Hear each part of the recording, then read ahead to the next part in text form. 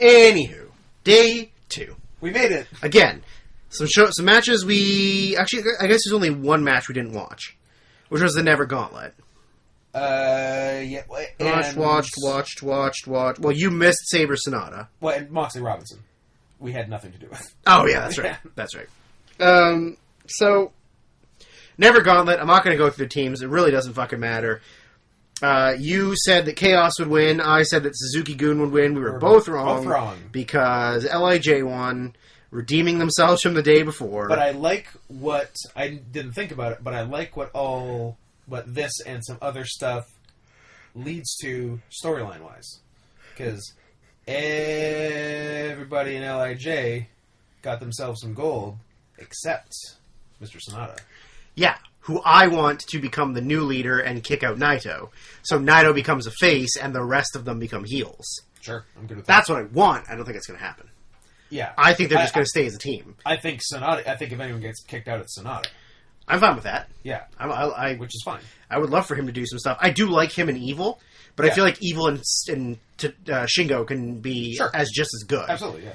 Although, to be fair, I would also like Shingo to go out and be his own thing. Yes. But what I want is I want to hug and kiss you. I want a Shingo Goto team. Yeah. I feel like that would be a rad fucking like team. the old Goto Shibata team. Just like an absolute ass kicker Yeah, team. absolutely. Yeah. Right? 2 tough dudes that hit really fucking hard and just are like hosses, you know? That would be fucking great. Both former junior tag champions. Yeah. Yeah. So we were wrong. Yes. I mean, I said 1, you said 1/2. Like 0.5. You said 0.5. Yeah. Yeah. I'll bump it up to 1. I'm a gentleman. Yeah, I put it at 1 1/4. Yeah. So Meltzer rated it match by match, so I have to. Yeah, of course, because you got to read every single one because you have autism, and it won't allow you to not read them at 1 by 1. No. Okay, average them, or do you want me to do it on my phone without using your mentally challenged brain? So we got. I want to see what you can do. So there's 4 falls.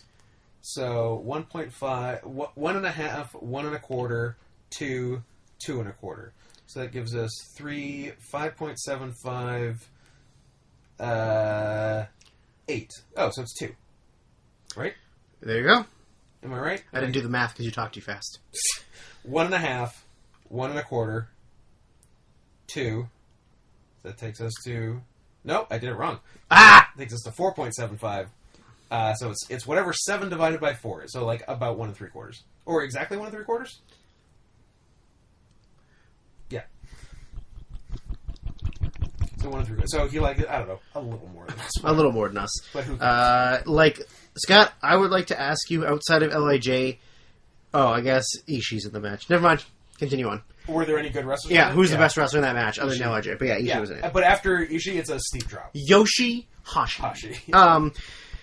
So the first actual match on the card was the formal retirement match of Jushin Thunder Liger. The one he should have lost and did, as opposed to the one he absolutely should have won. Hiromu Takahashi and Ryu Lee against Jushin Liger and Naoki Sano, who was on the other team of that match. Yes. Which is kind of silly, but also kind of awesome. He wanted to wrestle against him and then with him. He wanted his friend. He wanted his buddy. You and I both said the Young Boys, which you're right. Obviously. I said 2 3/4. You said 3. I thought it was pretty good.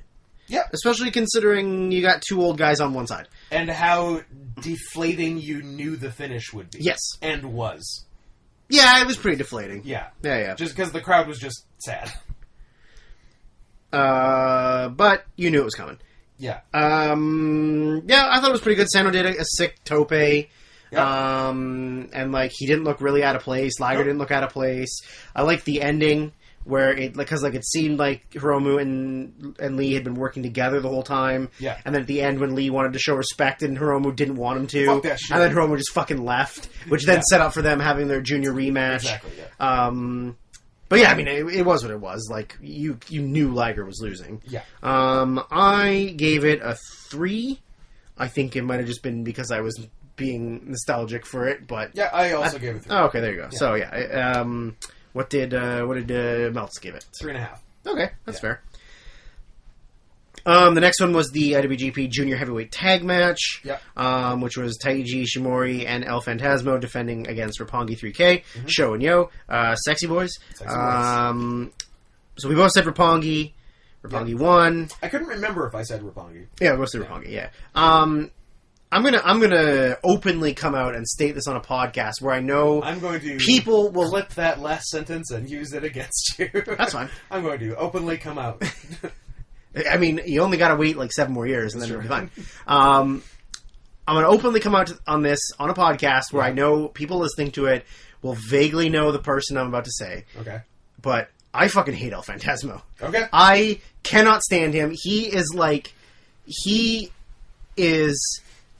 a man who is way too excited to be in the Bullet Club in 2020. Yeah. 3 years after it was relevant. Yeah. And 5 years after it was good. firing off guns Yeah. and just doing like Nakamura hands and just like he's so fucking annoying. That being said, he did do one really cool spot in the match. The moonsault backbreak. Yeah, I mean it was pretty cool, but still like I fucking hate him. Yeah. I fucking hate him. Yeah, he's very talented. He's like he acts like a more athletic Jay White in that he can definitely do stuff, but he just loves to do a lot of bullshit. Yeah, he's just frustrating to watch. I said 3.5. Yeah, You said 4. yeah. I'm not gonna lie. I think this match really underperformed for me. It wasn't 4. I think it was very. There was lots of downtime. Yeah. Like, they put them down, like, Bullet Club put them down, and then just did a bunch of, like, cocking and walking around, and you know? like, for Phantasmo and Ishimori, two, like, incredible athletes, just a lot of, like, heel bullshit. Yeah, a lot of, like, down, like, stomping and rest holding and cheating and I don't know, beating up Rocky Romero for no reason. I don't know if Ishimori was too gassed up from the recent New Japan bodybuilding competition and couldn't go or what. Mm-hmm. But yeah, it was really underwhelming. Yeah. I was very disappointed by it. It was, yeah, I wanted my 4. It did not get 4. I guess it's 3.25. Yikes. I went way lower than you. Oh, really? I went 2.5. Okay. It just really did nothing for me. It Yeah. was very boring. Yeah, no, it could have been a lot better. Like, it could have been a really good match and wasn't really. Meltz went 3.5. All right. The next one. Now, so we go from very underwhelming and underperforming to overwhelming and overperforming. Certainly for you. For me. Yeah. For sure. That was the singles match for the British Heavyweight Championship. Zack Sabre Jr. versus Sonata. Anyone who has listened to anything about New Japan ever or awards or ever knows I don't really like Zack Sabre that much. Yeah. Mostly because he's too flexible and he's too twinky, and I don't like when he gets folded up in half because I can pretty much see his butthole. Sure. But also he just does. And that's bad? Yeah, because he's too twinky. I like thick. All right. But like, I will admit he is a good technical wrestler. Yeah. I just don't like technical wrestling. But you do I do like his opponent. Yeah, and I like reversals. Yes. I like counters and reversals. Cool counters. It's more that I don't like grappling. Yes. I understand that it is very challenging and complicated, and you know people are good at it. Yeah. But I think also I don't like it because I'm not good at it, and I'm also not interested in doing it. Uh-huh. You know, I often say to people, "Oh, like, how do you want to start the match?" I don't know. I don't want to do chain though. I don't know, but we're not chain wrestling. Yeah, like I don't want to do chain. Yeah. Because it's not like I can't do it. Uh-huh. I just don't find it entertaining. So like, why would I do something that I find not entertaining? Yeah. Right. And that like it's probably the weakest part of my like abilities. So for me to say that I don't like Zack Sabre Jr. and then even though in the predictions I said it's either going to be a 4.5 or in brackets I also put or 3. I couldn't tell, right? Because it could be one way or the other way. You said 4.25. Yeah. But we both said Sabre would win. Yeah. Which he did. So we were both right. But I didn't know, because I didn't see the pre-video until today. His big thing was he was going to make Sonata tap. Yes. And he didn't. Yeah. But also on like a roll-up reversal. Also, Sonata had beaten him 4 times in against him, tags and multi-mans and stuff. So, I think I predicted 4.5 because I knew it would be a technically sound match, and you can't, like, as much as I hate it, I can't be like, it was a 2 because it was a Zack Sabre match. Yeah. I want to hear what your prediction is first. My prediction. Or sorry, what your well, my prediction is 4.25. what your rating was. I think it could have been 4.25 or 4.5 if it went a little longer. Not that it needed to have like a big kick out of everything sequence. It's almost cool that it didn't. Because everything they did was really good. I think it's an even 4. Well, because Sabre's match it was Sabre Ishii last year, which I can't remember if I gave 4 or 4.25. I think that one was. They're actually very similar, but that one might have been slightly better. But I really like this one. I think their G1 match, their 2019 G1 match, was a little better. They did a little more, but man, they did some real cool stuff in this. I really like everything they did. I really enjoyed.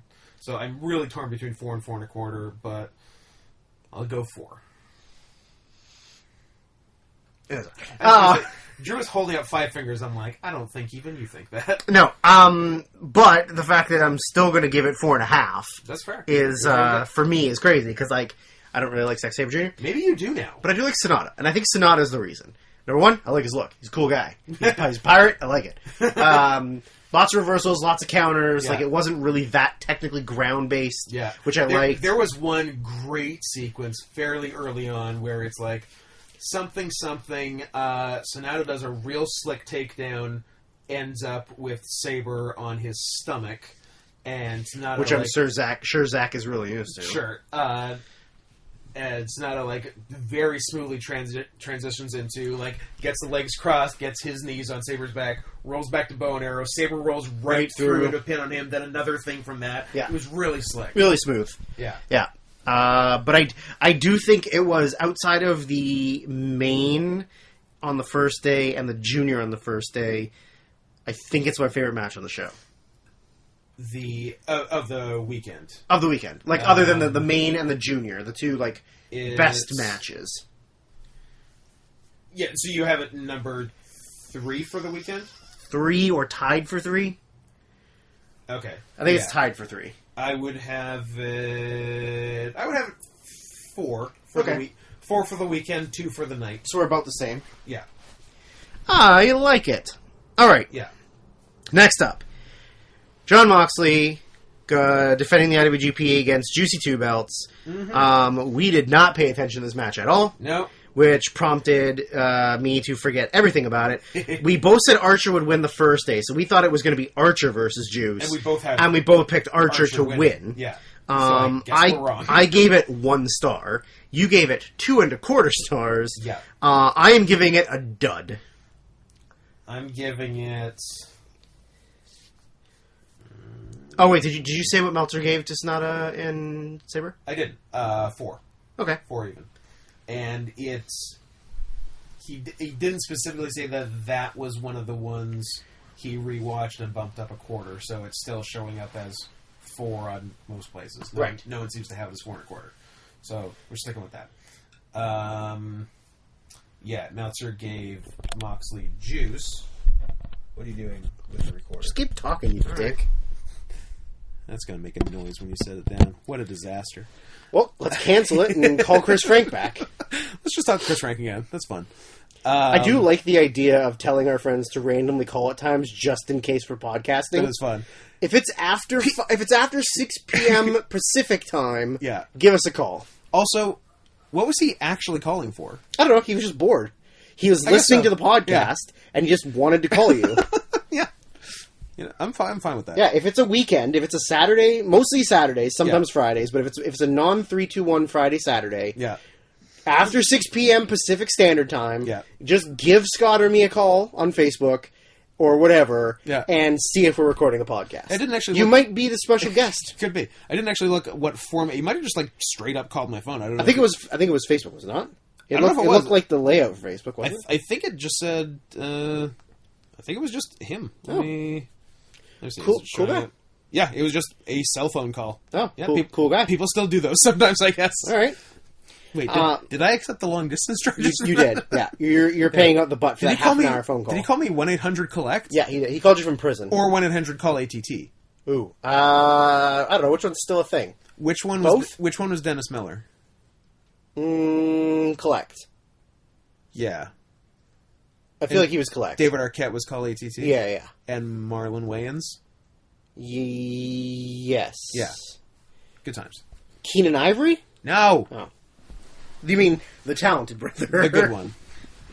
The one that wrongly encouraged all the others to get into show business.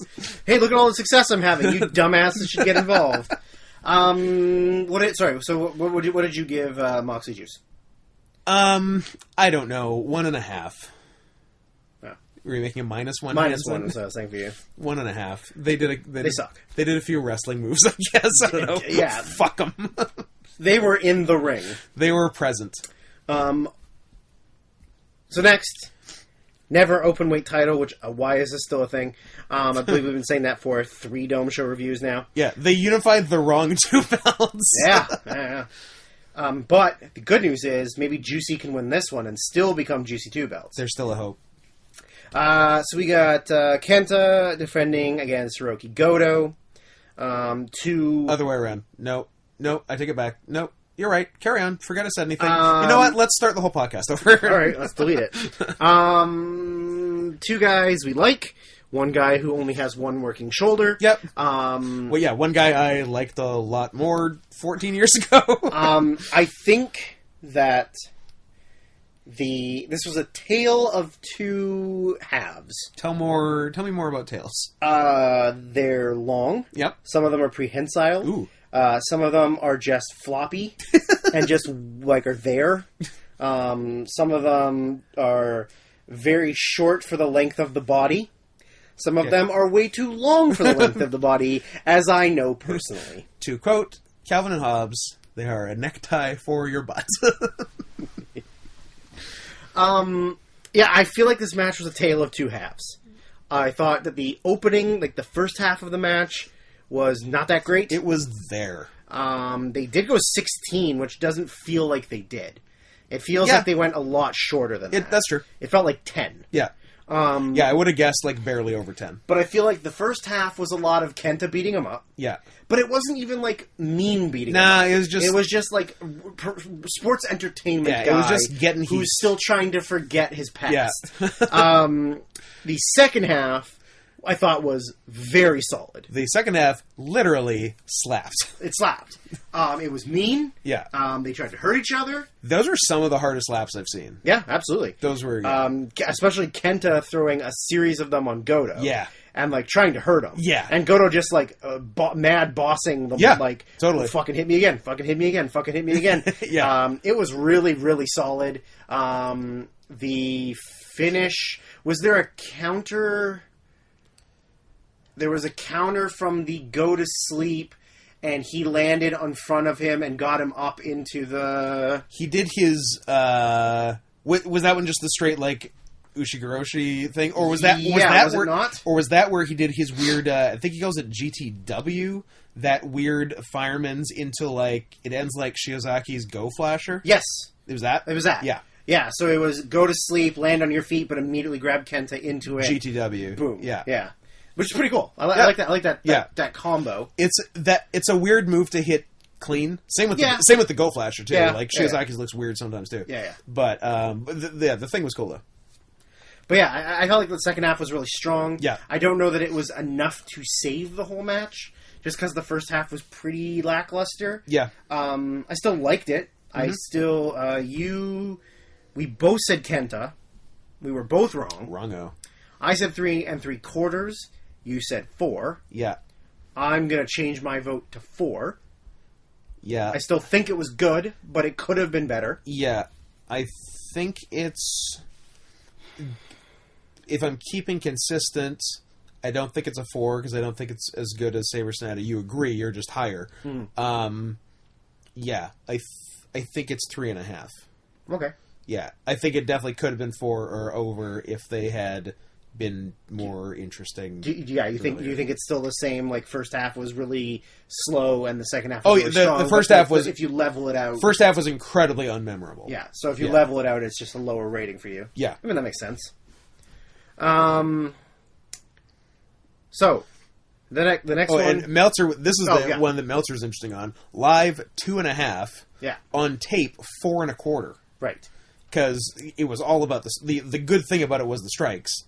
Because it was all about that, and those did not register to Meltzer sitting in a luxury box like a mile away in the stadium.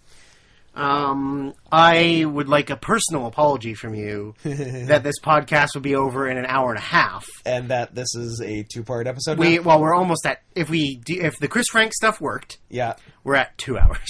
Yeah, that sounds right. But we only have 3 matches left to go, so maybe we just rush through them. Don't talk about them. Just move on. But then there's the thing after that. Yeah. Okay. Might be a 2-parter. So the second match, the next match. Sorry, so the loser of the main events on the day 1, loser kisses the winner, or winner gets to kiss the loser. That's right. It's either or. So we had so the loser of Okada loser Ibushi, kisses the winner as a submission thing, or winner gets to kiss the loser as a power thing. Ooh, I like that. Yeah. I hope I win because I like power. Yeah. So the loser of Okada Ibushi versus the loser of White Naito. So this one was hard because we obviously just had to go off of what our predictions were from the day before. I didn't think it was hard. So one of us was wrong and one of us was right. Yeah. But I think I still got the winner wrong. Or did I? We both got it wrong. I got the match right. You got the match right, the winner wrong. I got the match wrong and the winner wrong. They're not going to have Ibushi lose twice. And they're not going to give White a win. Yeah, and we were wrong. So it ended up being Jay White versus Kota Ibushi. So you thought it was going to be White Ibushi. I thought it was going to be White Okada. Right. I said Okada. You said Ibushi. Wrong either way. Wrong either way. I said if a White Okada match would be 3. Yeah. You said a White Ibushi match would be 4. Mm-hmm. I think if I knew it was White Ibushi, I probably would have given it a higher rating. Okay. Like I probably would have been closer to 4. Yeah. And in doing so, would have been even more wrong. Even more wrong. I don't know. I don't know if this. Man, I don't remember writing down my ratings because I did it like 2 days later, 3 days later. No, it must have been later than that. A few days. It was like almost a week later. Yeah. But yeah, so a White Ibushi, I give it 2.25, but I don't remember giving it 2.25. I mean, that's fine. What did I give White Naito? 3.5. No, as a prediction or what I gave it? You gave a prediction of 3.5. Yeah, but then what did I say it was? Oh, I don't fucking remember. Oh, you haven't written them down? No, I assumed we're just going to listen to this entire podcast and get them down. Boy. Well, I give it the same as that. I give both White matches the same. Really? Yes. Interesting. I just don't remember what I gave White Naito earlier. I think you gave it 3. Yeah, I think I did. I think you gave it 3. That sounds right. I also give this 3. This is why I want you to write things down in preparation. Shut so up. That you can go back and look at things. I'm doing my best. You're not doing your best. You're doing the bare minimum. I'm doing something. BAR minimum. Yeah, okay, so I said 2.25, you say 3. That's fine. Jay White fucking sucks. Okay, so this is the... So you gave this 2.25. I gave it 2.25, which I don't remember writing down, but I'm not totally against. I wonder if I should also do that. Give it that low? It's worse than that, because I just all the Jay Whites just sort of blended together in my head. All the whites blend together because they all look the same? I can't tell white people apart. You know that. Me either. This was worse than the Naito match? I think it was just because, like, I mean, how can you go from day 1 where you both lose to just sort of, like, meh the second day? Yeah, and, like, Meltzer has this way lower. Yeah, I think it was worse. Because Meltzer has Naito White 4.5. Yeah. He's got White Ibushi 3. That's so a star and a half difference. I mean, so I guess I shouldn't give them. It's not so much like Naito isn't necessarily any better or worse than Ibushi. I think Ibushi's better than Naito. I think they're like on pretty even grounds. I think in 2020 Ibushi's better than Naito because just Naito's so banged up. Yeah, and Ibushi had a lot more like high profile stuff to do. Yeah. And Naito was doing a lot of like multi-man tags and stuff. Yeah. But I think like as wrestlers, I think they're pretty level. Yeah. You know, like maybe Ibushi has a higher flash level. Yeah. But I think they're pretty even. Like they're both really good They're bumpers. both great, yeah. And they're good workers. So, Yeah. but like I think Jay White is the deciding factor, and I just think that the Naito match was a little bit better. Yeah, I'm revising my 3 to a 2.5. This is your one steal. This is my one steal. Yeah, so sticking with 3 for the Naito match, 2.5 for the Ibushi match. So the semi-main event was the match between All Elite Wrestling's world champion, non-title Christopher Jericho. Minor revision. I assume this is one of the major matches that Meltzer rewatched, so this would be a 3.25 from him on rewatch. Not 3. From Meltzer. For White Ibushi? For White Ibushi. Okay, yeah. So yeah, Chris Jericho, Tanahashi. If Tanahashi wins, he gets an AEW world title shot, which seems like a fun thing to do, I guess, but they didn't end up doing it. You said Jericho, I said Tanahashi. Clearly you were right, I was wrong. I said 2 3/4. You said 3.5. Yep. Again, I don't remember writing down my ratings, but I wrote dud. Wow. I don't remember doing it, but I obviously did. You hate Tanahashi at the Dome. Sometimes. You hate him. Sometimes. You absolutely hate him. He has bad matches against bad guys. He's your least favorite wrestler. Say it. Say Hiroshi Tanahashi. No. Yeah, say it. Say your little fat girl. Hiroshi Tanahashi sucks. That is your bad. And you know why? It had nothing to do with Tanahashi. It had everything to do with Jericho. This is your second Tanahashi dud. Stop in putting him in 3 years against bad white guys. Just put him against good white guys. Tanahashi Moxley would have been a better match than this. When's the last time Tanahashi got to wrestle a Jap? It's been 3 in a row. Wow. I guess 2017, which was Naito and was really good. Naito, yeah. Yeah. See, if you had done Tanahashi Naito on the show, I would have given it 9 what? stars. Tanahashi Naito probably better than Tanahashi Jericho. But to me, it was all Jericho. Yeah, Jericho. Oh, it was Jericho can't do the things he used to do. Yeah, it's like if this was a video game. Yeah, and you had like the statistics and ratings for everything, and it was like you could give like a score for like performance 10, promos 10, physical abilities 3. Yeah, you know, being able to hit your own moves you've been doing for 30 years. He's got real lopsided stats. Yeah, he sucks. Yeah. And I never thought I would say that in my life about Chris Jericho. And now, I guess this was a little less smoke and mirrors than some other Jericho New Japan matches. Like him and Omega was way more smoke and mirrors. But like pretty much every... Because now it's just... There's the one 50-year-old Jericho match, and that's the match. Yep. And I don't like that match. No. And he's carrying a lot of weight in the middle. Yeah. He's got the most depressing chest I've ever seen. I would describe it as mournful. Mournful, yeah. And he's got, like lion salts he can barely do. Yeah. Like he can't hit his regular moves at a regular pace. Yeah. His punches are terrible.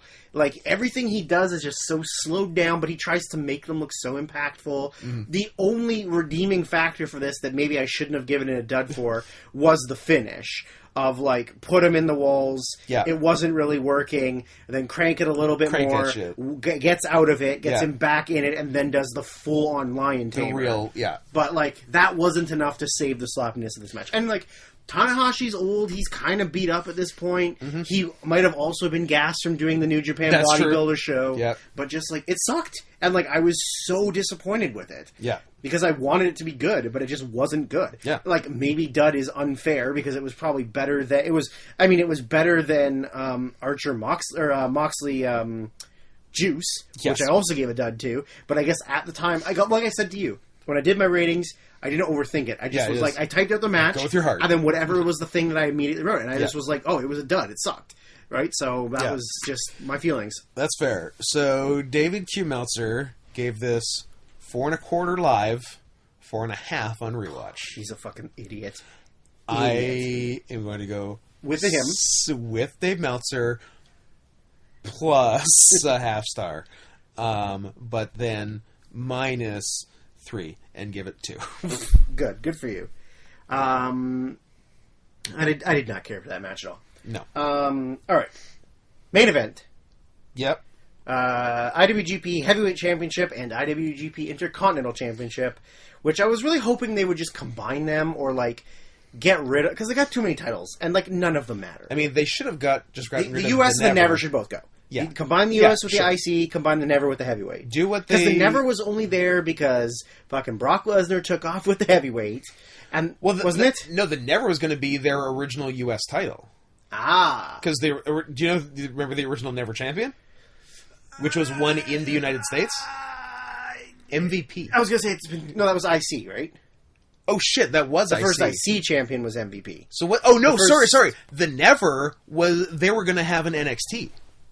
Oh, Never was going to be NXT, and it just didn't happen. Interesting. And then it just became their third tier title. I thought that was the title they made because Brock hadn't come back with the title yet. No. They just made a new belt. Oh. Yeah. Okay. Never was going to be their farm system. I couldn't tell you the first Never champion was. Sato Tanaka, I think. Oh, maybe.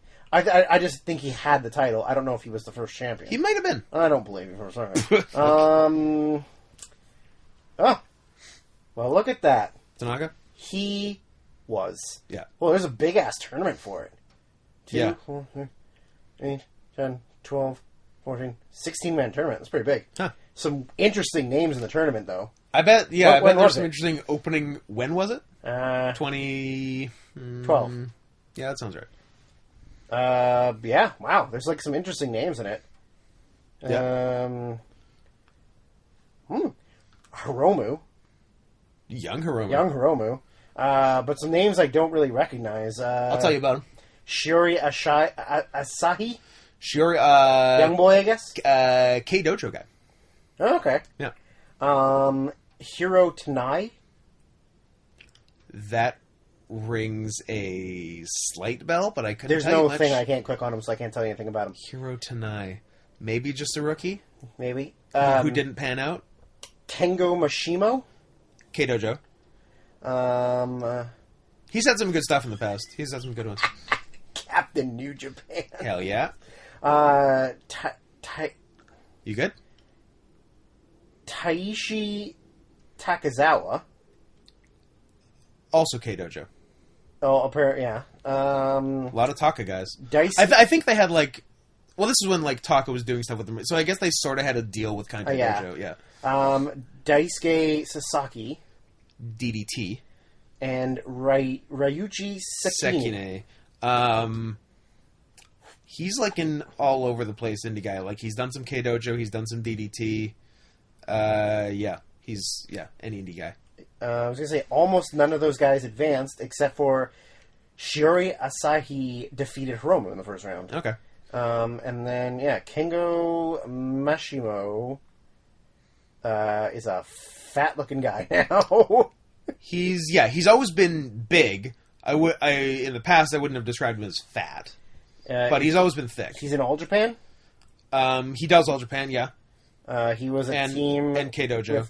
Although K Dojo's not K Dojo anymore because of the Taka scandal. Now it's... oh, yeah, that's right. 2AW or something like that? Something like that. Yeah. Anyways. Yeah. So... what were we talking about again? I guess the main event.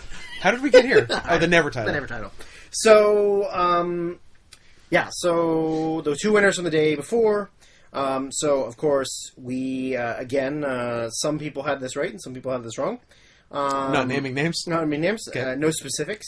So I thought it was a Naito Ibushi. You thought it was a Naito Okada. You were right. We both said Naito. You said 4 3/4. I said 5.5, which you protested when it happened, and I said, too late. I already wrote it down. I forgot that. And you said it only goes to 5, and I was like, well, if this. And my argument was, it was gonna be I better thought than Naito the other Ibushi two. would be better than Ibushi Okada. And if I give Ibushi Okada 5, it's this that has to be better. slippery slope that Meltzer fell down, and now you did, and now you're gay, and now you're Jewish, and now I can't go back, and now you're Nathan fucking Lane. Done. I hope you're happy. Done. You know how successful he is on Broadway? He's really successful. He could have any man. Any man he wants. Although I think he's married to a very ugly man. Oh, really? Harvey Fierstein. I don't think that's true. You don't know. I don't. Bruce Valanche. Okay, can I ask a question? Sorry, I don't want to get off topic here. Because we're already running majorly overtime. Yeah. Do you even know how Bruce Valanche got popular or, like, famous? Writing? I don't know. I'm asking you. I actually don't even know. I think writing. Because he's gay? Yeah. I think he started as a writer, and then someone saw him, and then they're like, "You got to be on Hollywood Squares." You are silly looking. You look like the Philly Fanatic. Look how Bruce Valanche. There's superheroes fighting over there. Oh, he looks redonkulous.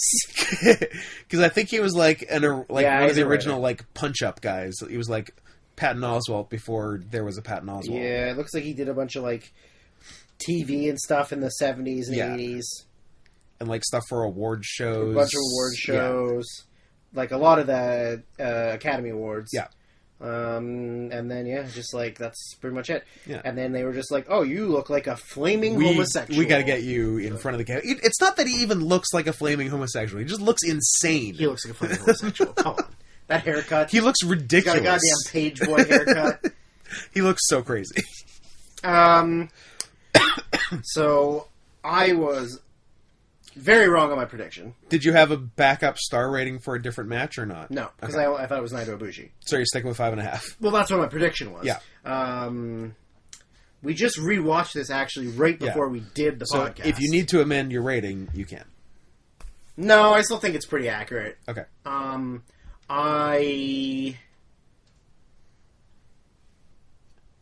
trying to think. In which match...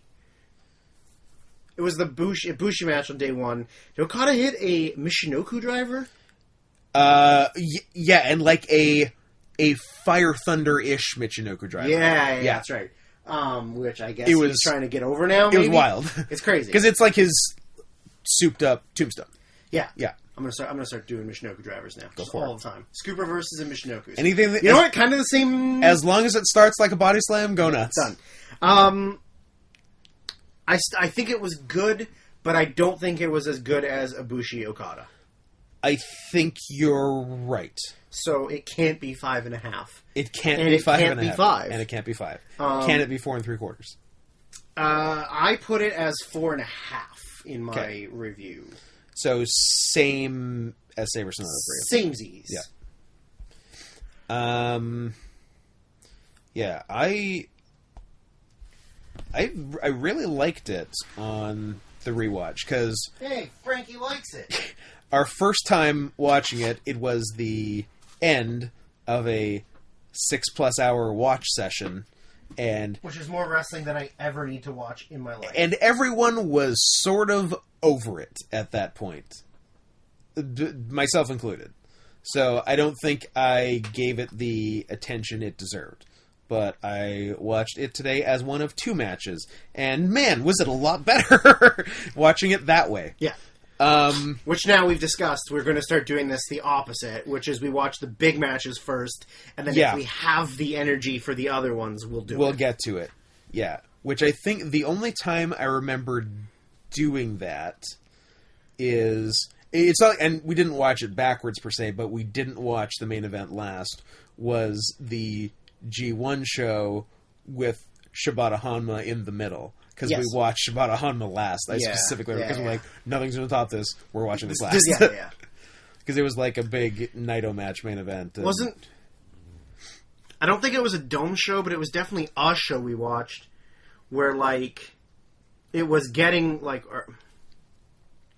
I feel like we watched the main event, first or earlier because we didn't think we were going to be able to get to the end of the show. I feel like we did that once. Because as a time constraint, like someone had to leave or something. Yeah, that maybe was it the Dome show that we watched at your house in your room on your computer? Oh, like 2013, I guess. And like somebody was like, maybe it was Justin was like falling asleep and he wanted to leave. Might have been. And we were like, okay, well, let's watch the main and then. Yeah. No, I guess because we were watching that live, weren't we? Don't would have been live. So actually, anything on my computer would have been live. Yeah, maybe it wasn't that then. Yeah. I don't know. Huh. But I feel like at one point somebody was I think we did. really grumpy and tired, probably Kelly or Justin, and they wanted to leave. Yeah. And so we just watched the main event, and then they left, and then we finished the show. Yeah, that sounds right. One of the few times I slept at your house. Oh, yeah. Good stuff. Yeah, so what did you give it as a star rating? I think it's 4 3/4. I think it's better than the last Okada Naito Dome in 2018, which I think was 4.5. Yeah. And it's a lot better than the 2014 Okada Naito, which was maybe 4. Mm-hmm. And what's funny is the only Okada Naito that rivals it is their 2012 match, which was 1 month into Okada even being a thing. Yeah. But because when he beat Tanahashi, it was like giant shock. Yeah. Beat him like February 2012. Who is this kid? And then Defense 1 was against Naito March 2012. And it was awesome because it was Okada doing all this new shit that no one had seen. Yeah. Even in the Tanahashi match where he won the title. And actually, I don't think people give that match enough credit for like starting to like cement Okada, or at least get him going in the right direction. Because like if Okada Naito if his first defense had sucked after he shockingly beat Tanahashi, I think people would have like really turned on him. But yeah, probably. But the match was great, so everyone's like, okay, let's give this new thing a chance. And then obviously it worked out pretty well. But I think that match went a long way to helping him, and I think that's the only match that rivals this one as far as Okada Naito matches. But yeah, I'm comfortable with 4 3/4. What have you found on the internet? Oh, just the fact that around the time of the 2009... Oh, I guess like during the 2009 TNA New Japan agreement, Naito and Yujiro did a bunch of stuff on TNA. So they were on Impact. Team No Limit, baby. Yeah, and they lost a handicap match to Kevin Nash. Hell yes. So we're going to find that match, is what you're saying. We have to. Nash versus Naito and Yujiro. In 2009, like before they were like good. Well, they were juniors. Yeah. Yeah. But, why not? Interesting. Why not send 2 of your youngest stars to a company that doesn't respect you and make them lose to an old man? Very interesting. Yeah. I love it. What? You don't push anything. What? So now that we've finished the Dome review, some interesting information you've looked up on your own spare time at 5:30 in the morning when you were supposed to be sleeping. That's Scott time. That's Scott time. That's go time, baby. I go to sleep at 5:30. I set an alarm for some ungodly time, like 10:30 a.m. I spring out of bed with my clothes on, and I run as far as I can until I collapse. Chris Frank cardio system. That sounds like a thing Kelly would do. Yes. Get up, empty stomach, and just go for a run. Don't stretch. And just hurt yourself. Yeah.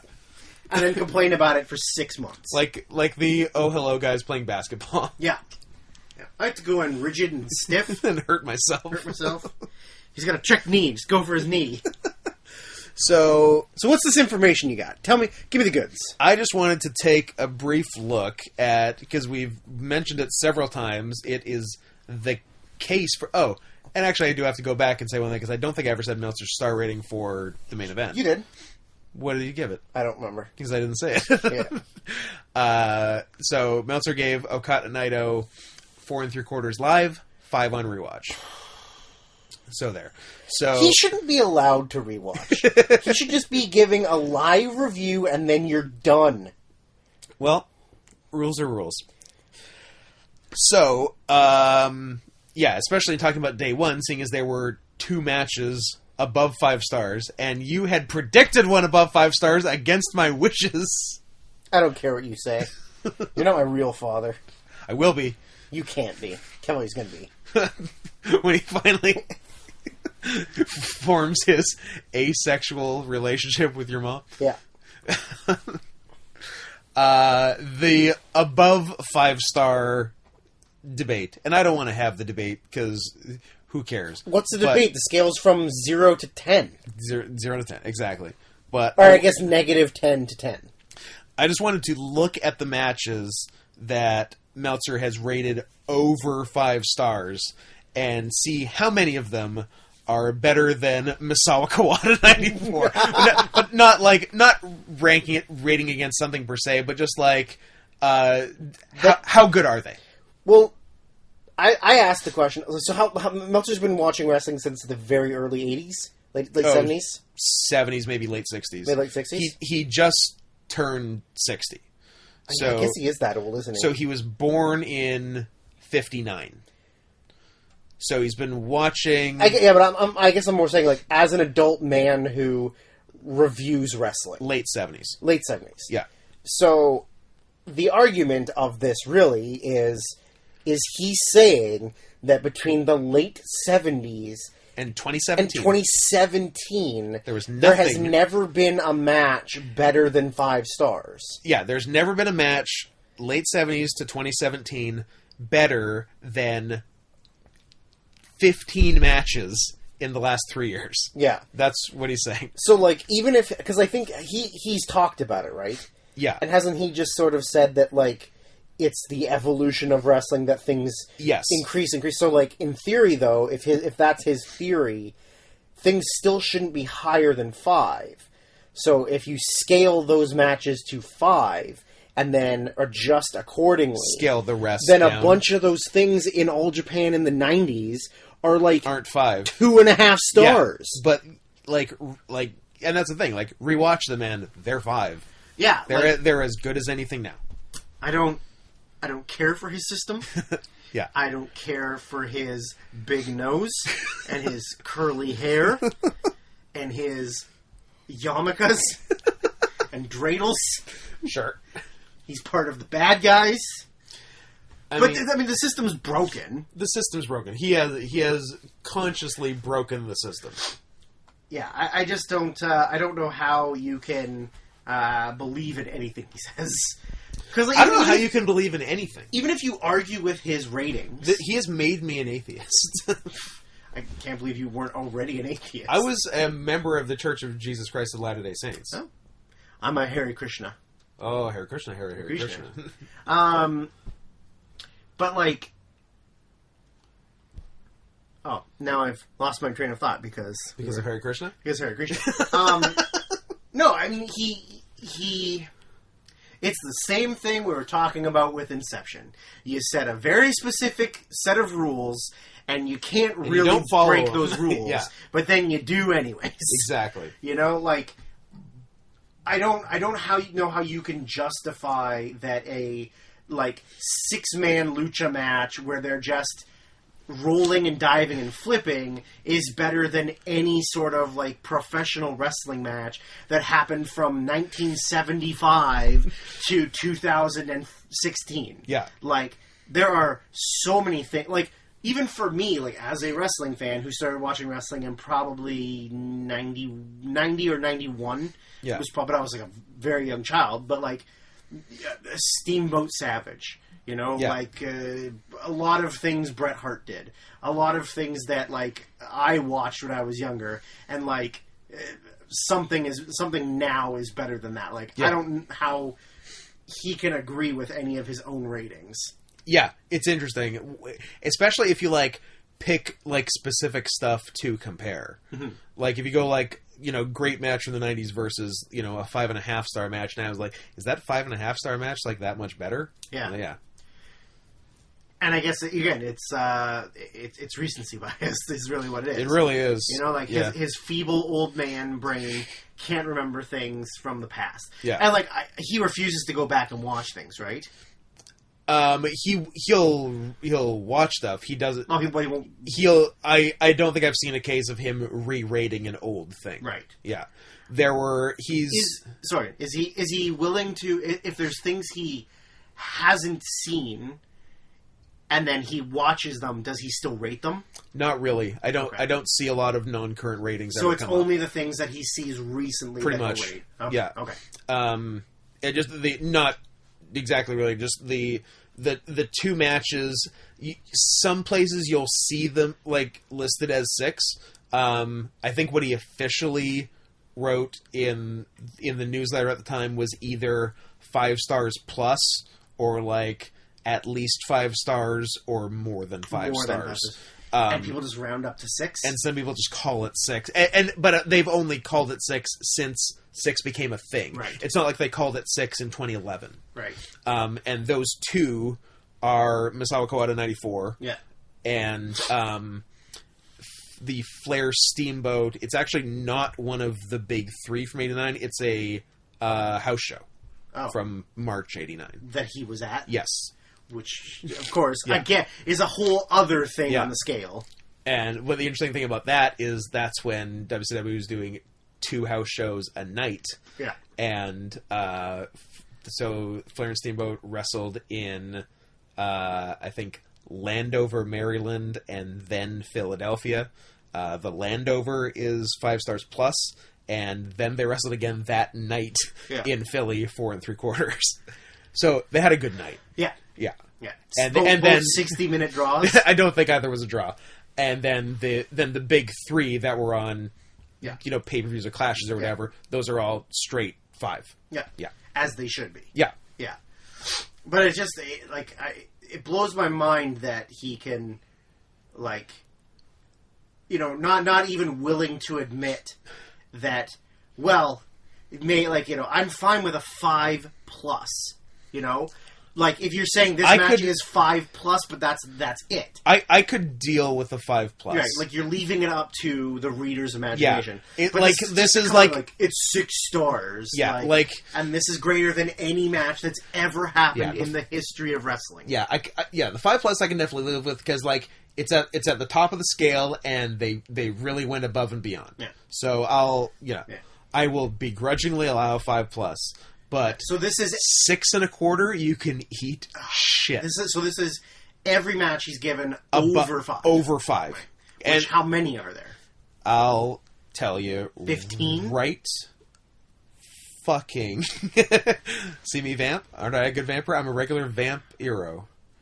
I'm a vamp hero. That's what because he was so good at vamping. Right. That's why they called him that. That is pretty good.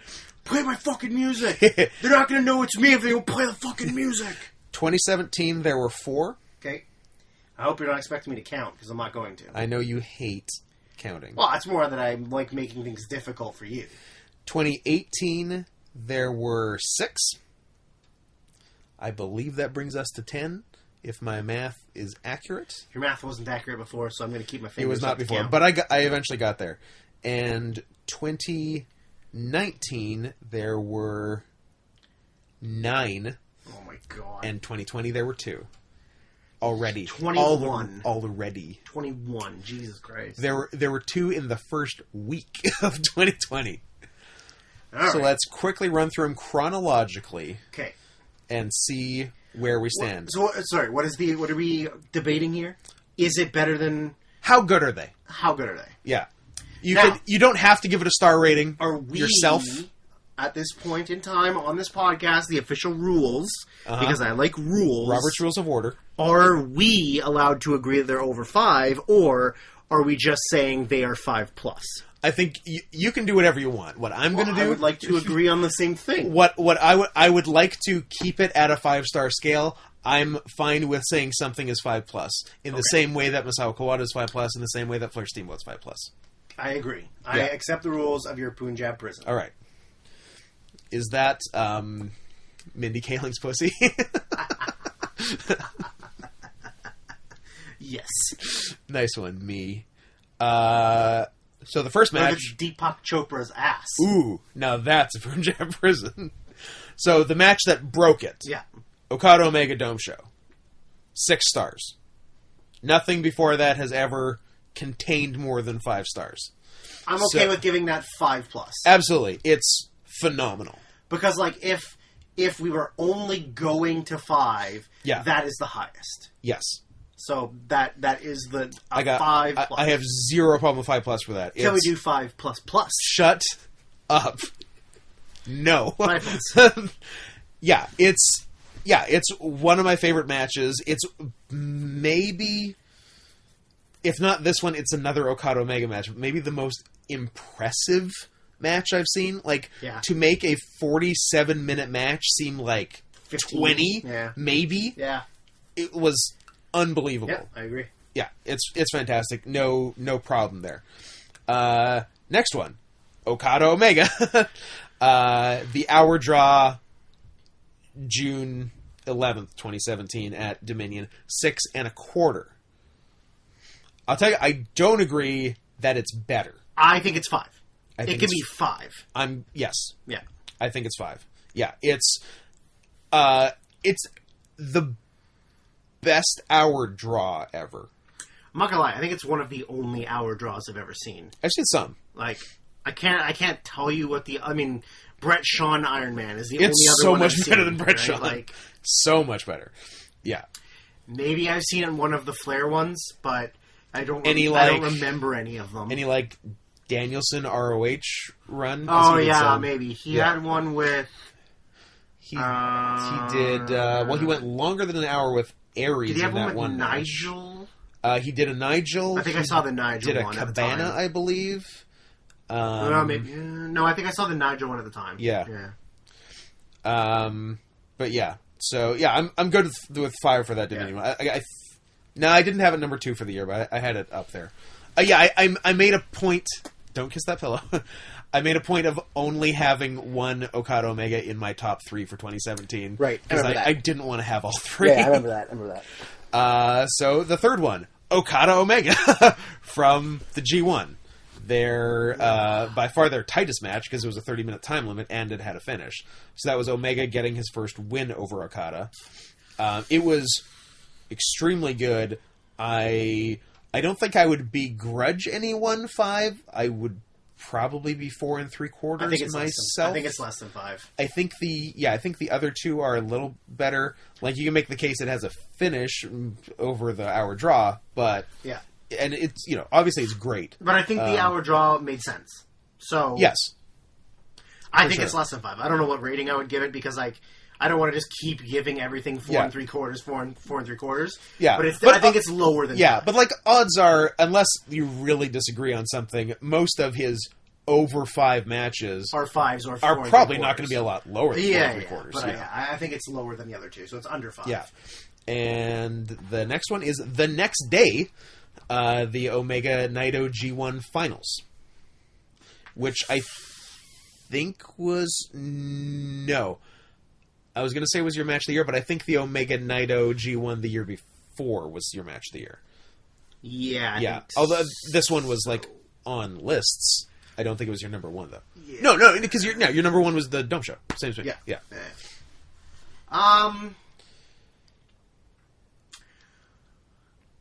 I think under 5. I also think under 5, because I think their 2016 was better. I think their 2016. I think their was 2016 was 5, and I think this was 4 3/4. Yeah, I agree.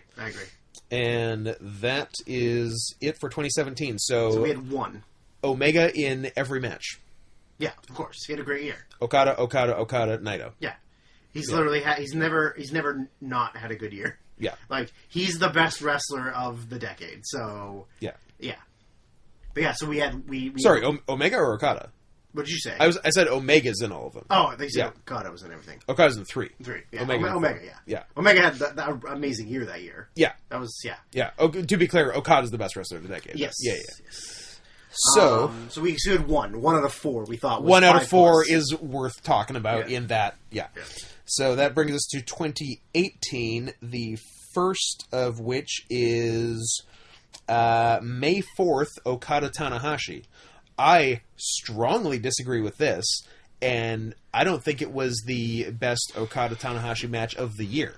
I don't think it's even in the conversation for best Tanahashi Oh, it's not close for best Tanahashi Okada. No, it's it's not probably even like close. and It's like number 5 or 6. it's probably 5. And by Meltzer's ratings, it's the best. Which is stupid. Like, who talks about Okada Tanahashi May 2018 as their best match? They had a real good one. They did May and September this year, and I distinctly remember rating the September higher. I think I had the May maybe 4.5. So there's actually one lower than 4 3/4. I don't think this is even in the conversation for... Like, I wouldn't even mention it. If I looked at every match they had, I'd be like, oh, we'll get rid of these ones. And that would be one of them. May and October 2013 better. Yes. Dome Show 15-16 better. Then... September 2018 better. So that's at least 5 better than it right there. Yeah. If not more. Yeah. I think it's 4.5. It's 4.5. Yeah. So that one is out. Yeah, I remember at the time I was like, Dave!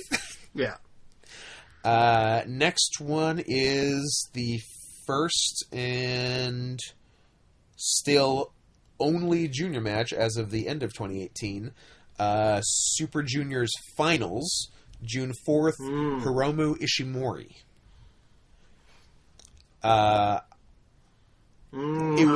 It was an excellent match. I don't think I had it at 5. I'm going to say it's less than 5. I think I had it 4 3/4. It was really good, but it did not blow my mind as a 5.5 star match should. What was the? Keep talking. I'm gonna. What are you checking? I'm gonna research something first because I think. Les Cherches? Okay. Let me see what you have done in the past for me, Mr. Best of Super Juniors. Sorry, we are on 19, and I want to go back. What are you looking for? Super Juniors Finals? Or just the finals. So I think there's a better one. Isn't there I like think 2015 is Ryo Kiley and Kushida. That's really good. That one I think is better. Yeah, might be. And then I think there's a Kushida the next Ospreay? year is Kushida Ospreay is 2017, and I definitely think that one's better. Yeah, sorry, Kushida Ospreay is 17? Is 17. That one's awesome. I think that both of those are better than Ishimori and I think Hiromu. at least Kushida Ospreay and maybe Kushida O'Reilly. Yeah. Yes. I agree. Yeah, I think both of those are better. Yeah. So I think this one, like, 4.5. Yeah.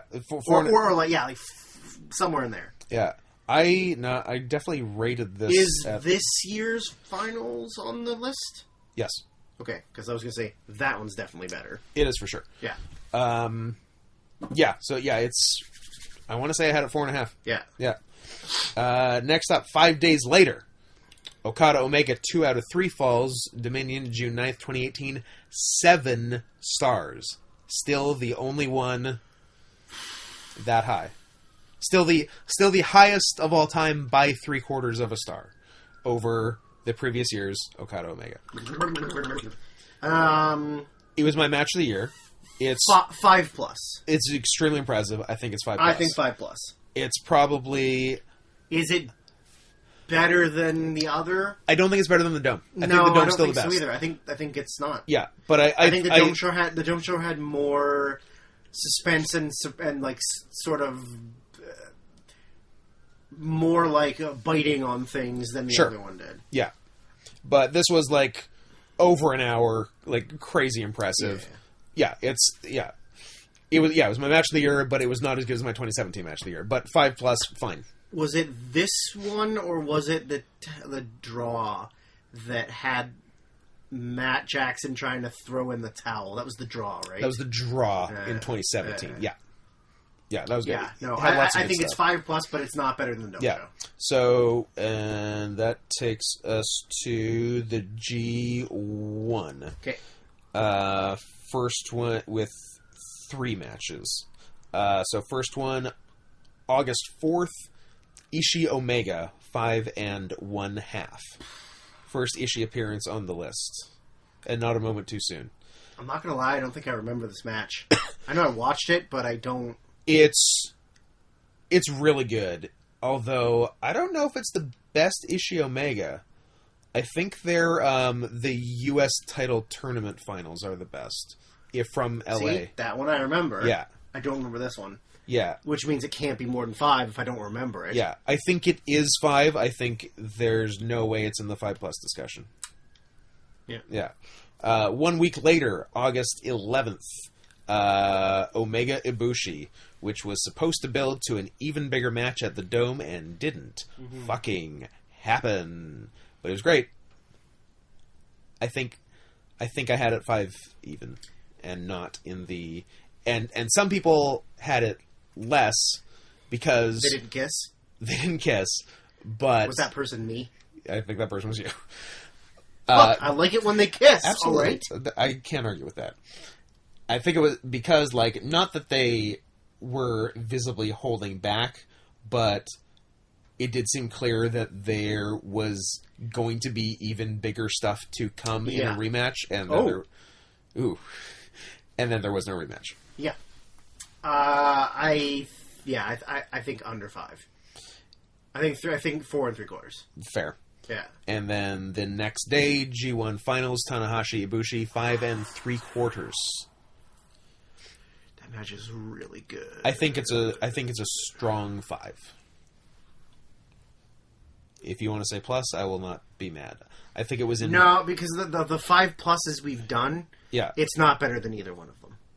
Agree. So I think it's a 5. I think it's 5 is fine. I think it was both of our number 3 match of the year for 2018. I think the way that I'm looking at it right now is that if, let's say, you were only allowed to put one match in the 5+ category, like, you could bump it out, but you were only allowed to have one. I think until something's better than Okada and Omega at the Dome, then nothing else gets to be 5+. Yeah. You know, like, it has to beat Omega and Okada at the Dome. Yeah. And if it doesn't beat that, I don't think it gets to be 5+. Yeah. Unless it's, like, pretty on par. Exactly, with, which the other one is. Exactly, yeah. Right? But, like, so I we think got those two. until it's better than those ones, it doesn't get to be a 5+. Like, Yeah. I want to keep the 5+s at a minimum. Yeah.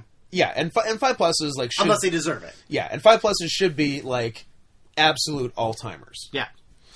So that's it for 2018. So we're at 2. We're still at 2. 2 out of 10 so far. 2 out of 10, 11 to go. Yeah.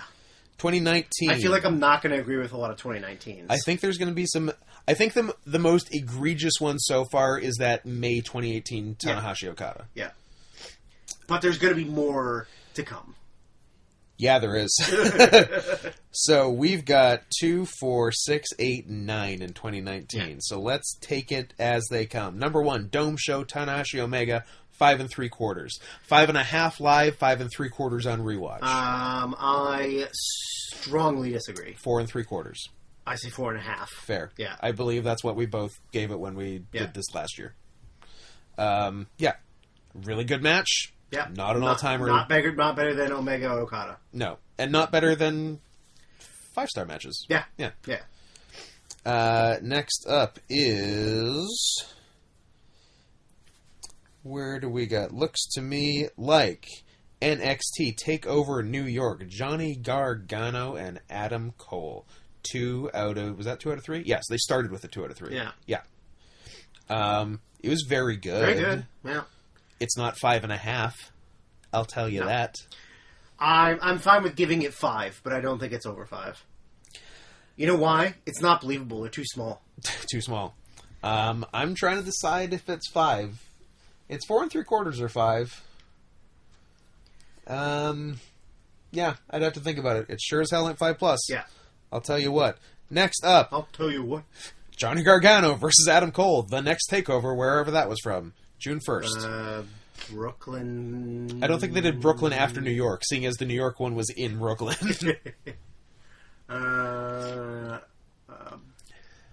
Orlando? They just do a regular takeover? It was a regular takeover. In Florida? Because it wasn't part of a pay-per-view weekend. Yeah. Yeah, so I don't know. Wherever. Bumped down a quarter from the first one. 5 1/4. No, under 5. Like 4.5. Way under 5. Yeah. 4 days later, Super Juniors Finals, Ospreay Shingo, 5 3/4. 5 plus. 5 plus. 5 plus, you say? That match fucking bangs. That was your match of the year. That's so fucking good. It was my number 3 match of the year. No, I say 5 plus. Yeah, that match fucking ruled. That's I'm not mad at you. I'll allow it. Yeah.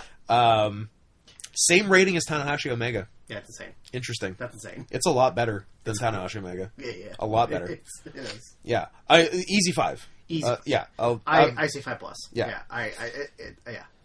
That takes us into the G1. This is gonna be tough. Very tough. July 20th, Okada Ospreay, 5 3/4, my match of the year. Okay, hold on. I'm going to rescind my 5 plus. For Oh, this guy. Shingo. This guy. This is my 1 per list. Just down to a 5. Okay. And I think this match is a 5 plus. But you had Ospreay Shingo higher than this. Yeah. But now I'm thinking about it. All right. That match was more important than the Super Juniors one. Sure. Yeah, I think it's in the discussion for 5 plus. I don't think it has to be. But I rescind my rescinding. I would like to backtrack. Ooh. On my backtrack. I love everything that's going on right now. This is a roller coaster. And I'm keeping Shingo and Ospreay at a 5 plus. And this one can go to a 5. Okay. Final answer. You are the weakest link. I'm gonna put them both at 5 regular. Okay. Is what I'm gonna do. Okay. There's There's no wrong answers. Just know that you're wrong. Correct. But also, I'm right. Yes. No, you're wrong, but also, I'm right. Yeah. That takes us to a couple of weeks later in the G1, August 8th. Ishii and Shingo. My number 2 of the year. Your number 4. I do believe. Yeah, that goes 4. Because your 3 were Shingo Ospreay, Okada Ishii, and... Or maybe this was your number 3. Yeah, it was. Because... Boss fight was 5. 4 was...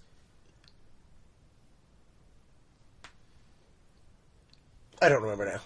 Yeah, they're written down somewhere, but I don't know where they're. No, written your one was definitely Shingo Ospreay. Your 2, I'm almost positive, was Okada Ishii, and your 3 might have been Shingo Ishii. It was 3 or 4 for you, at any rate. I don't know where I wrote them down, but yeah. It was my number 2. Will say that it's going to stay. It's a 5. It's a 5. It's a 5. Agree. Oh, here we go. Got it. Shingo Ospreay 1, Okada Ishii 2. Yeah. I don't appear to have written down 3. Aha. I wrote 6, 7, 4, and 5. Shouldn't, by the process of elimination? Okada Sonata G1. Ah, was okay. my 3. And then 4 was this? 4 was Shingo Ishii. Yeah, there you go. 5 was Hoss Fight. 6 was Shingo Show, or Yo. Yeah. And 7 was Cody Dustin. No, Shingo Show. You wrote it Shingo Yo. You wrote Yo, it was Show. I don't know where I put it now. Yeah. Drive for Show, putt for Yo. Yes. Yes. Suck for pay, fuck for yay. Yeah. And that could either just be saying yay or urban slang for Coke. Win-win. Either or. That takes us to, we're going to have an issue with the next one. G1 Finals. Ibushi White. Yeah, that's not. 5.5. 2. Not really, but it's definitely not. It's in the 4s. It's 4. It is. It's maybe 4. It is 4.5 at the absolute tippy top. Yeah. Yeah. No, absolutely not. But 5.5, go to hell. Go to hell. And then we had 2 matches on the same day on different continents, both of which I disagree with. Okay. So a takeover? And a UK takeover. Oh. So 2 5 1/4s Walter and Tyler Bate on a UK takeover, and the Bucks versus the Lucha Bros ladder match on All Out. All Out. Yes. Yeah. Yeah. Neither is 5 1/4. Yeah. Neither is 5. Neither is 5. I agree with you. Neither is 5. Walter and Bate was too long. Too long and just like kicking out at literally everything. It was too long and too much. Yeah. It was like, was it over 40? It was over 40. It was, yeah. Yeah.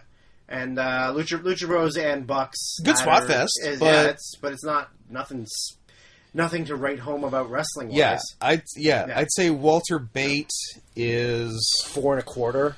4 1/4 sounds right. And Lucha Bros and Bucks 4 1/2. Yeah. Yeah. Yeah, I'd agree with both. Yeah. So, after much contention, did we... So I have one more than you do. So you added Ospreay. I have Shingo Ospreay, and you don't have and I didn't. Yeah, that's fair. And then there's just the 2... This year. Dome Show this year. Yeah.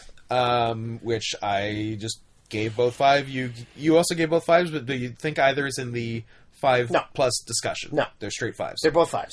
They're solid 5s. Like, they're as high as you can get without going over. Yeah, no, they're both great, but I don't think you need to go more than 5. So there you have it. Of the 21 scale-breaking matches, 2 for me, 3 for you, 3 for me, are in the 5+ discussion. Yeah. And that's it. Yeah. Okada Omega, Dome Show, January 4th, 2017. Okada Omega 2 out of 3 falls, June 9th, 2018. And for you, Shingo Ospreay, June 5th, 2019, now, are the only goddamn matches you need to talk about. Give me some time to, like, rewatch. If I rewatch Ospreay and Shingo down the line a little bit, like, maybe that'll change. Sure. It's just fresh in my mind, and it was the best match of last year. There you go. But maybe in, like, 2 or 3 years, I'll watch it again and go, like, yeah, this is really good, but it's not as amazing not as an I thought all-timer. it was, right? Yeah. Whereas I think if I went back and watched either of the Omega Okadas, yes, I would be like, oh, yeah, these are definitely over 5. Yeah. But they're like 5+. But, yeah. Yeah, I think so. I think maybe over time that will change. Yeah. Yeah, I agree. How many Bryan Danielson matches are there on there? None. And like, okay, but hear me out. What I'll do is I'm now going to go back and read every 5-star match, and still no Bryan Danielson. Why does he hate D-Bry? I don't know, because like I remember he would like during like peak ROH times he would often talk about him as the best wrestler in the world. I don't know, and also he was, but I don't know. Now I offer up this to you, sir. Hit me, since we talked about it earlier. Is Nakamura Ibushi a 5+? Yes. There you go. Yes, it is. So they're like his scale is dumb. Yeah. Because there should have been matches before that. Yeah. That were on the scale. I would also say there's probably Okada Tanahashi from 2016. The 16 Dome, the 2013 one. Yeah. Not the 2013 Dome. That's one of their weakest. Yeah. But, they're good. They had two great 2013 ones, but they've had several. They've had a few. Anyways, and other 90s All Japan, like the 96 Tag League final, the Misawa Akiyama against Kawada Taue, I think is as good as the Misawa. Excuse me, Misawa. I had a quick throat vomit. A furball is as good as the Misawa Kawada singles, and just probably like some other stuff. Sort of generalize this without actually like physically going through everything in your head. Yeah, like if there was the scale of 5+, how many matches? Just like let's just say in your lifetime of 52 years, so how many matches could be in that? Like, since the early 60s, like just a generalized like matches that could be 5+. Right. Compared to what he's giving now. 10. Yeah, I would say in the 10-ish range. Yeah, around 10. And that's even like, there's a bunch of stuff I haven't seen. Yeah. But like, there's things that he should have given higher ratings to if the scale was around then, Like, waiting until 2017 to break the scale. Yeah. Is stupid. Uh-huh. Waiting until you're almost 60 years old to then go, I'm going to be real loose about this now. Yeah, I'm kind of done. Breaks the scale at 57. Yeah. Ridiculous. Goddamn ridiculous. You know, like, I think... Even, like, if I'm thinking of, like, my favorite matches of all time, like, they're better than tons of matches on that list.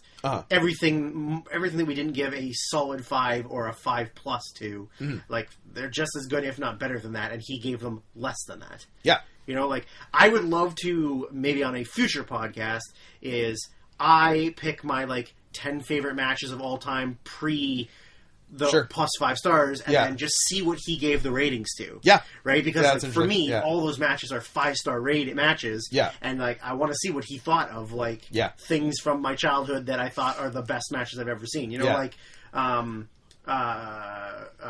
Benoit Angle from Royal Rumble. 4 3/4. Which you are stupid, sir.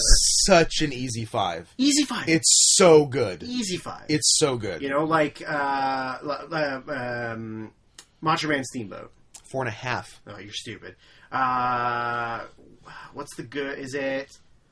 Is Brett Owen from 10 good, or am I just nostalgic for it? No, Brett Owen from 10 is fantastic. Yeah. Which he rated lower than the Brett Owen cage from SummerSlam, which doesn't age well because it's kind of a boring cage. He gave the Brett Owen cage 5, and the Brett Owen Mania, I think 4 3/4. Okay, well, that's close, but wrong. It's fantastic. You know, but like I would just like the matches that I like love. Yeah, and it's like because you have everything in your brain. Hit me. Maybe I'm just nostalgic for the moment, but Sean Taker Benoit or Sean Hunter Benoit. I feel like that one came up semi-recently in my life, and I thought it was 5, and I think I was wrong. So I think it's 4 3/4. I will confirm right now, though. It was 4 3/4. Okay. Yeah. So I mean, he's close to 5, but to me, those are all that's 5 5-star matches. I 100% agree. That's 5. That match is awesome too. Yeah, like that 3-way and the Angle match, you could say are Benoit's 2 best matches. Yeah. There's also like you know what? I do know Benoit's only 5-star. I believe only 5-star match is the Triple Threat. No, the Super J-Cup 94 finals with Suzuki. Gotcha. Yeah. See, like, for me, I always think that the Benoit Angle Jericho 3-way for both titles is, like, really, really good. Oh, that's... And then I think you go back and watch it, and it's not really that good. It's not. It's pretty sloppy. It's, let me scroll through 2001 here. Where are you?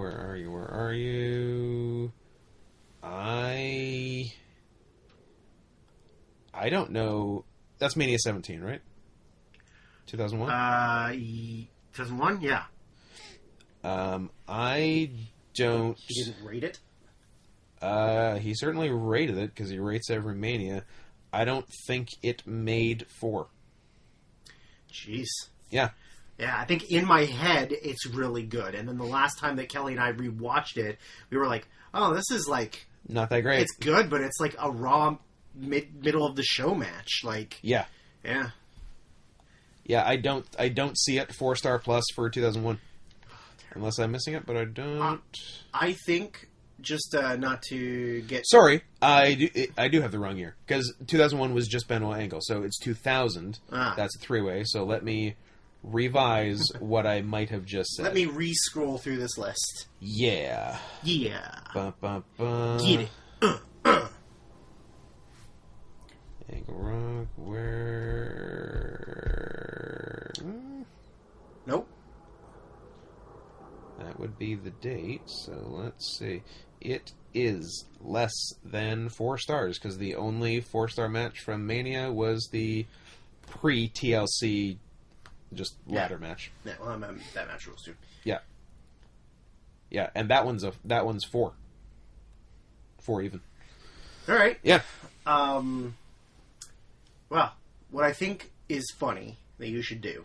Mm-hmm. You make your own decisions. I'm not your father. Mm-hmm. Despite the fact that I'd like to. Despite evidence to the contrary. I think that the title of, just because you're going to release this one by itself, I guess I am, right? Right, it's long, 40 minutes. It's long enough to be about The stuff. Yeah. title should just be, "This is just a wrestling podcast." Because there's no preamble, there's no jokes. Oh, wow, it is just... It's just wrestling. This is what we used to do before we did Worst Year of Our Lives. Nobody's going to like this. Okay, then maybe put fucking delete definitely not just wrestling, and then lie to them, and then let people listen to the whole thing and go, "There was no jokes on this, you idiots, you stupid bitch, you're as dumb as a dog."